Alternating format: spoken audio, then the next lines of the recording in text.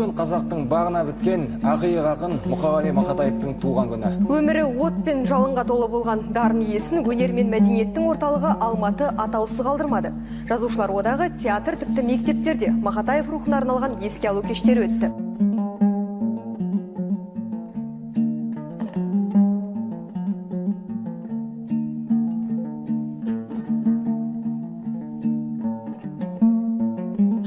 Пай өмір, өтесің ау бір күні, тыясың ау қуанышты күлкіні. Өмір деген бір жарқ еткен найзағай, өмір деген көк аспанның күркірі. Пай өмір, өтесің ау бір күні. Болмағандай, жүрмегендей сенде біз, кетеміз ау, әй кетеміз пендеміз. Ұрпақтарға береміз де кезекті, біз кетеміз, кету үшін келгенбіз.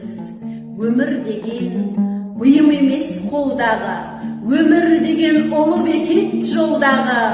Қаның кеуіп қаталаған кезіңде, сусыныңды қандырсаң бір болғаны.